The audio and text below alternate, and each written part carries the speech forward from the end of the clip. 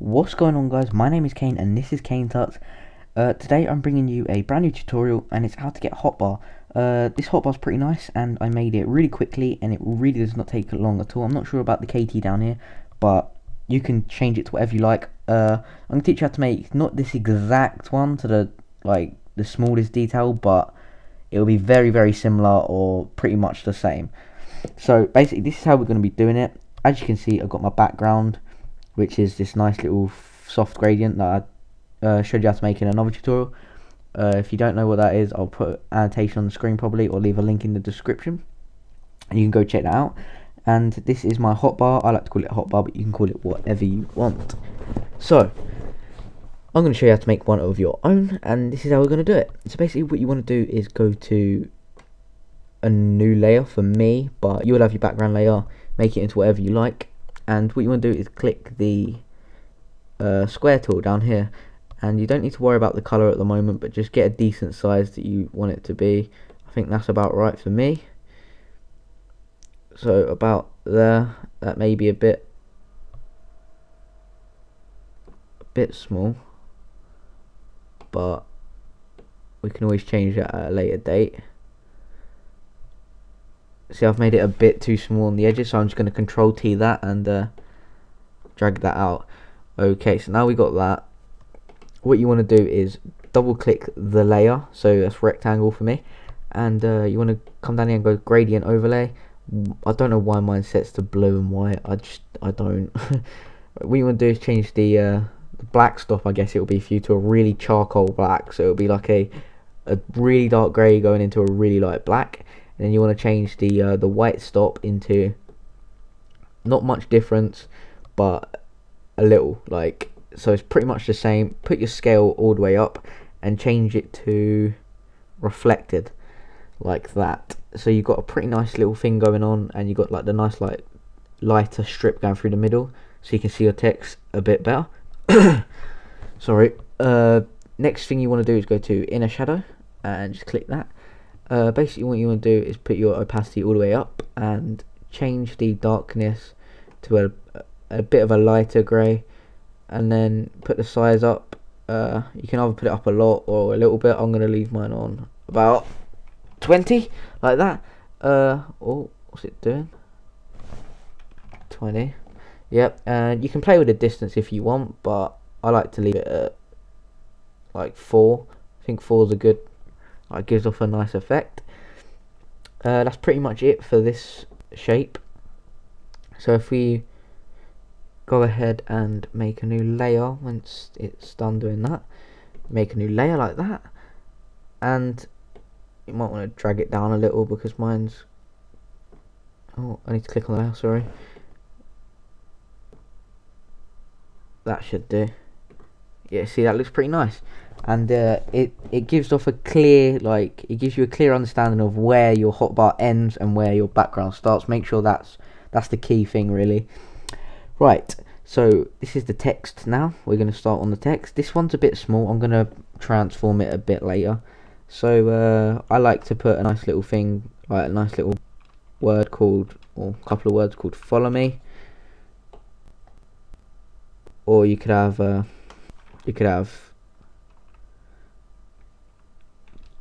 like check, not me, but whoa, sorry about that, making loads of mistakes. I like to have a capital M because I think it looks better. Check my, like that, but you want a better font. I'm going to use a flont. What the flip am I talking about? Right, I'm going to use one called slant, I think. Yeah, I think that looks pretty, to be fair. Make sure it's quite big, but not like big so it's going to take up the whole thing. You want it to sit like roughly in the middle, like that. And actually default car. Oh my god, I'm so being such a twat. Right, yeah, and as black, and you can just lower the opacity, sorry, down so it's like a nice darker grey. And what you want to then do is click on the layer, and you want to go to inner shadow, and basically what you want to do for this is put your size up, I guess. Wait a sec. Wait, make sure your opacity on 100. I think it's distance, sorry. Maybe a distance. Put your distance to 30 and it's not actually changing on your screen, but it's changing for me. That might be because we've lowered the opacity, but if I turn it back up quickly, if I color overlay it instead of change lower the opacity, you can make it into a lighter grey, a darker grey. I'm gonna make mine to a lighter grey, and then put my distance to a bit lower, so about that, and we'll about that. There we go. That's better. Right, so put your distance to about 4 or 5, or maybe even 3 if you like. But what you want to be doing is giving the effect that is sort of like indented into the page. I like 4. That's pretty good. And put your size up to about 6, 7. That looks really nice because, as you can see, you've got this nice little like curve on the C. It looks really good, and the M. It looks really good because it like sort of looks like it's indented into the page, and then you can lower your opacity to whatever you like, so it still looks decent. And I'm going to put mine on 60 like that. And the next thing you want to do is download a font. Any text logo font will do, but I've got this special one that I made. Well, I didn't make it, but I found it online somewhere. I was just rooting around, and it like when you find a Twitter logo, whatever you want. So basically, I'm just gonna write a Twitter logo, highlight it, make it grey, a bit darker so it's a bit better so it's visible, like so. And I'm gonna make it a bit bigger. This is just a one letter, like one symbol, so like that. And what you can then do, if you want to, you can lower the opacity, but it's up to you to make it darker. I'll put mine about 50%, and then again, you want to double click that and go to your inner shadow, and it should automatically save it from last time, but you want to put your opacity up to 100. As you can see, it's like indented. It looks really nice. And you can put whatever logos you've got down there, or not logos, but like social icons, like I think C is Facebook. Yeah, pretty sure it's on this font. So I'm going to put that next to Twitter. I'm not lining this up, I'm just doing it fairly quickly. And what I'm going to want to do is right click on there you did before. If you right click on that, and then copy layer style, and then go on the C or the Facebook one, and then paste layer style. Gives it a nice effect again, but I'm going to move it a tiny bit closer because I'm not happy with the positioning. I want them to be fairly close. And what I like to do now is make another one, and I'm not sure what text letter it is, but I'm sure we'll find it fairly quick.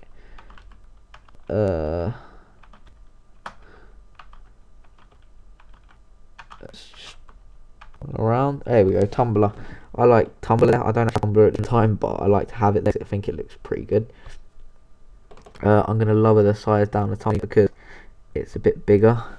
Hold shift to keep it in line. I'm not actually doing it, but you might want to. And then again, you can just paste the layer style.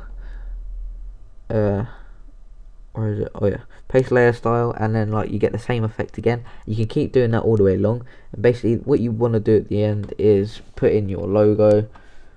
But that's obviously not my yogo. Oh my god, I'm messing up so much. But yeah, you want to put your logo in the end. You can import it from one of your folders by going file place or file open and then dragging it in. It's up to you, but I'm just going to put the KT because it's Cane Tuts and I love it.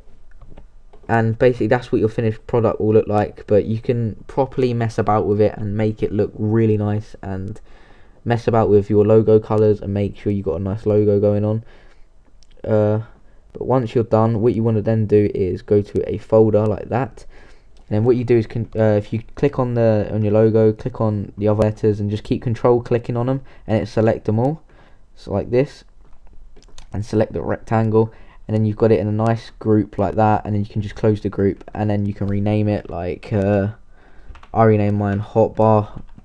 I'm gonna name it 2 because I've already got one, but like that. And then if I get rid of that, and this is the one I made earlier, I spent a bit more time on it and I worked with some more darker colors, but I'm gonna spend some extra time on it because I want to sort my logo out in the bottom and make sure like everything looks nice, because I'm gonna be doing some logo designing for a guy that's asked me. I'm not going to say his name because I don't know if he wants it said, but he's paying me through PayPal, but I will do some free ones if any of you guys want to ask me. So yeah, I hope you enjoyed this, and I hope you enjoyed messing about with your hotbar and doing what you want with it. The font I use for the check me or follow me is called Slant, SLANT. You can download that from thefont.com. Type it in Google, it should come up. And again, well, not again, but I'm gonna say mess about with your lettering and like, or your, just mess about with all your options and see what looks nice. And if you think it looks nice, then like kind of go with it and just remember what you did, and then you can use that again in future projects or whatever you want to do. So yeah, I really hope you enjoyed this tutorial, and I'll see you in the next one, or it might be a how-to vid or design of the week, which will be next week. I hope you enjoyed this design of the week. I'll leave another annotation on the screen if you want to go check that out. I think it's pretty good. But anyway guys, I'll see you in the next video. Goodbye.